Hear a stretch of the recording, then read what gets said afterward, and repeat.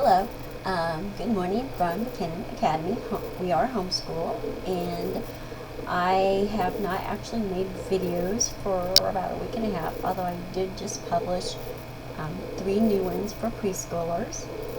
And it's really hard to do those right now without the children here to show how we normally would learn, which is mostly by playing games. I have had a lot of people ask me about different things that you can do with older children too, like middle school and high school. And a lot of people are looking for books that are easy for different languages. Um, and this is one that we used in the past, Spanish for Gringos. And it's pretty easy to use, very self-explanatory. You can go through and learn it a lot on your own. We also did Life Pack, which comes with a set of DVDs and workbooks, 10 workbooks and several DVDs. My daughter, since on going to college, has taken ASL for a language, which that might be something that you want to think about also, because there is a demand for that here in the U.S. too.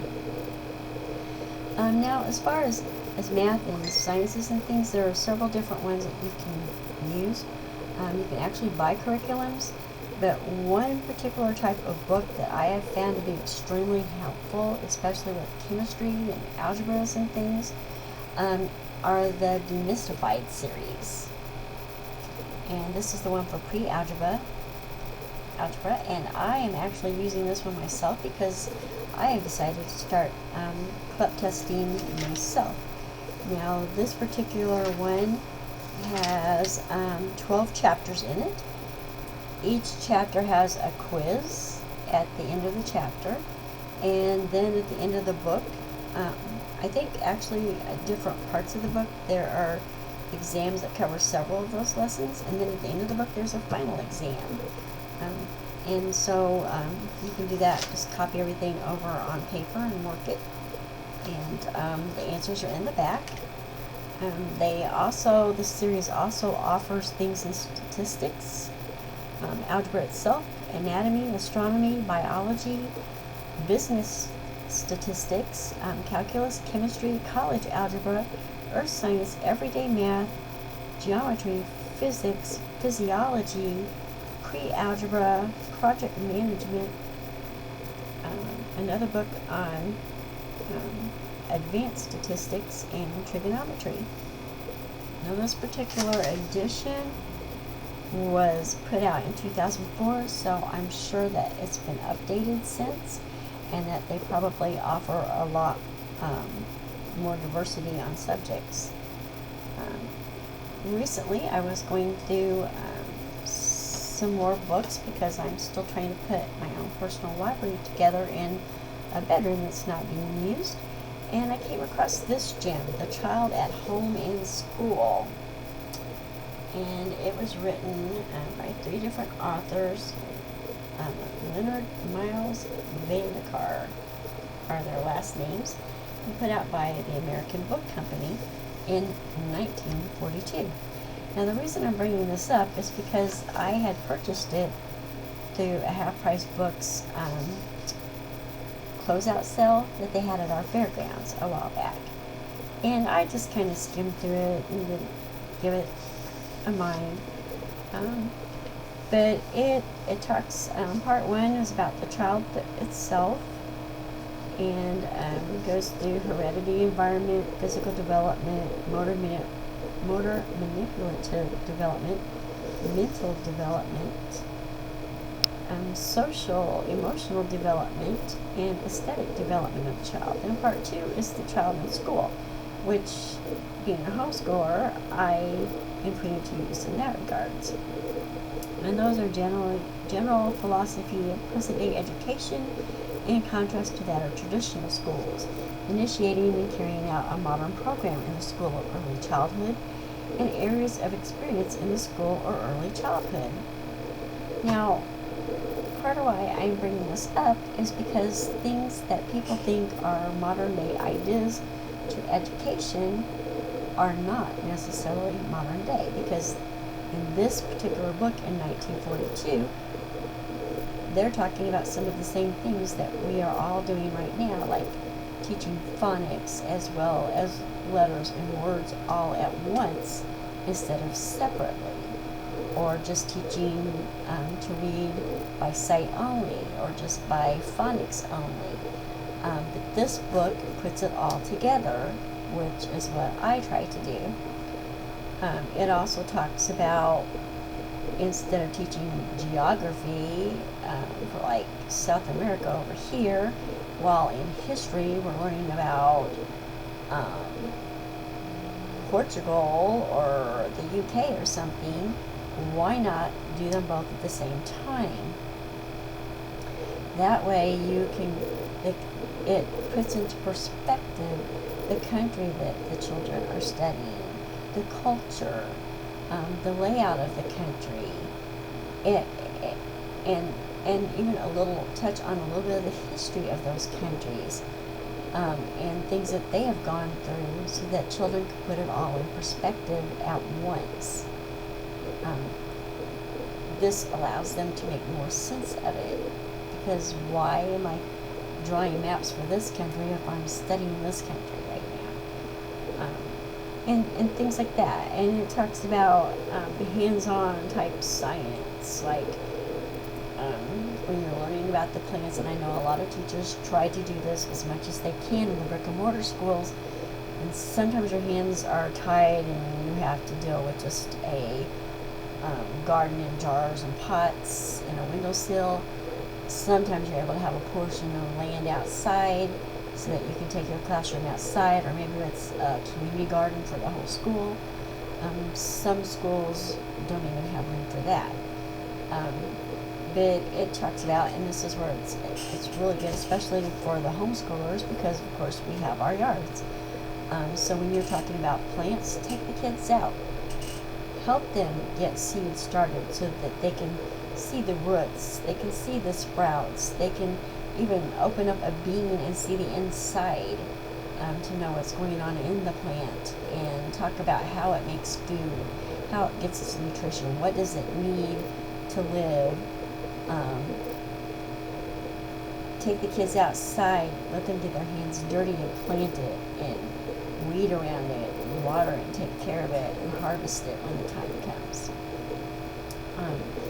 And then from there you can go on with living and non-living things, as far as the difference between people and what do they need to live, and things. And are rocks alive? Are cars alive? No. A child will argue with you, well, you feed the car gas and oil, and you wash it with water, and it sits in the sun, and it runs when you turn the key, but, it can't run unless you turn the key. It's not breathing until you get to a carburetor, so there, as they get older and they start bringing up those questions, you are able to explain, well, it's just a bunch of parts that somebody put together, and that's why it's not really alive and stuff, which could lead you to robotics. So as you see, just me sitting here with my own train of thought, I've gone from several different subjects, and which is kind of how children think, no matter their age. And for those of you who prefer to do unschooling or natural learning or child-led studying, whatever you are calling that particular phase of learning, that's where it comes in. You study what you start out with, it leads to more questions, write it down. Say, okay, we're going to come back to this. We can look it up a little bit now, but we'll go more in depth as soon as we finish the study we're on now. And explain the difference between being focused and just random here, random there lessons. So, now you can have sit-down lessons. You can have lessons where they just do them active. Now, the smaller children, even I would say up to sometimes 4th and 5th grade, would rather do math with manipulatives and things like that, or something like that, or a wipe-off board, something that they don't feel like they're really doing a lot of writing or a lot of sit-down work. They like to be involved. Take a blackboard, let them write on that. And use it in other ways, like cooking and building things and stuff like that.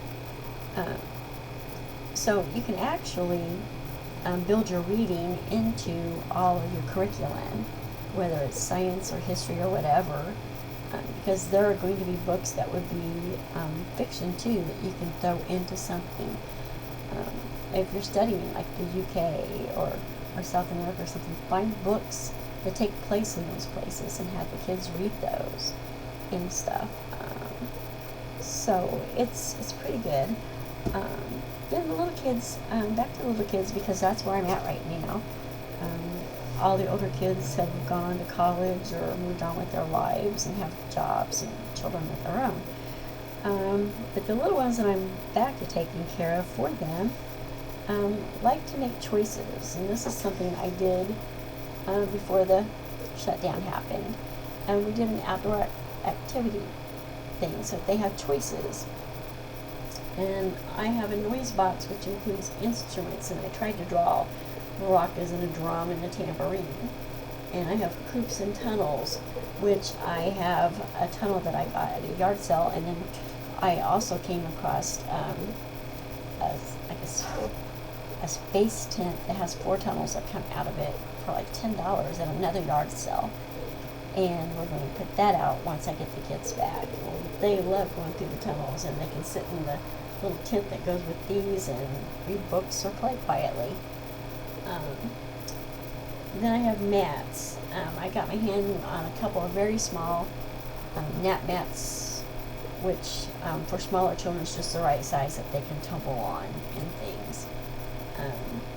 And then, of course, balls, and I just do little round circles. Planes, you can get balsa airplanes for $1 a piece at Dollar Tree or Oriental Trading Post and such. Or walks if weather permits, so I do footprints. So they can walk over and I say, what's your choice for today? And they can pick. And because I have 2 children, we'd probably pick 2 activities. So there you are. I hope you find this was informational. I know I rambled a little, but I did want to touch on the older children, like middle school to high school a little bit. And also, don't forget CLEP testing. Check out the book College Credits, Homeschooling for College Credits by Jennifer Cook DeRosa. And she has an alternative book too, which I forgot the title of. She has a Facebook page under that title, and she also has Facebook pages under that title for each specific state. So those are places to go, and check out collegeboard.org for more information on CLEP testing. And until next time, have a good day from the Cannon Academy. Bye.